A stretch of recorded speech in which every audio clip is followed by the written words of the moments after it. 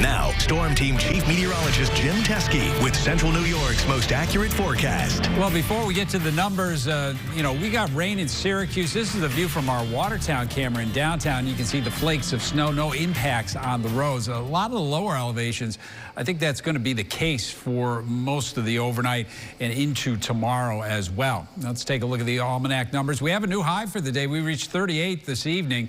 Still far from the record high. We set 2 years ago, 72, 24 the low. And there's the snow in Syracuse. Just under half an inch has fallen. And you can see on the radar, the green over parts of Oswego, northern Onondaga County, including the Syracuse area. Just a little bit of light snow. You go up in elevation, you got snow. Had a little burst just moved through Madison and Oneida County. That's moving off to the north and east. There's the snow around the Watertown area. That's all moving north and east. Let's check out the temperatures. In Watertown, they're just above freezing. We've got the 38 here in Syracuse. Even Cortland up in elevation a little bit. They're still above freezing, but right near that freezing mark. Rome, as well as Hamilton, Norwich, take a look at the New York State Mesonet reporting site. Some spots still close to freezing. So later on tonight, untreated roads will get a bit slick here as the snow will continue. What's going on? Got a frontal system about ready to move through. This area of low pressure will track to our north.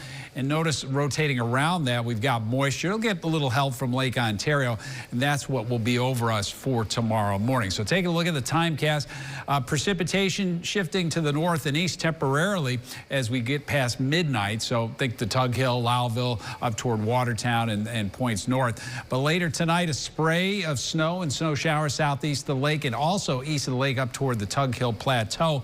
I think the trend during the morning will be for the precipitation to kind of shrink up. There still will be snow around as we head toward noon. Of course, the parade kicks off at that point. Temperatures around freezing, and given the time of year, I think the road, Salina Street, will be wet by the time we get to noon. And then that snow continues to shrink up by late afternoon. We've got some sun trying to break out across the western Finger Lakes. Waterloo, or maybe even as far east as Ithaca. Clouds are still stubborn farther to the east. Here in Syracuse, our skies might brighten as we get close to sunset. Here's the snowfall. Now, some of this has already fallen, traced to a couple of inches, including Syracuse, much of the Finger Lakes, 2 to 4 inches over the hilly terrain south of Syracuse. The 8 to 12 inch plus area is up over the Tug Hill and stretching east into the Adirondacks. Winds, that will be an issue tomorrow, gusting past 30 miles per hour. Wind advisory is still in effect, in particular from Onondaga County south until 2 o'clock tomorrow afternoon.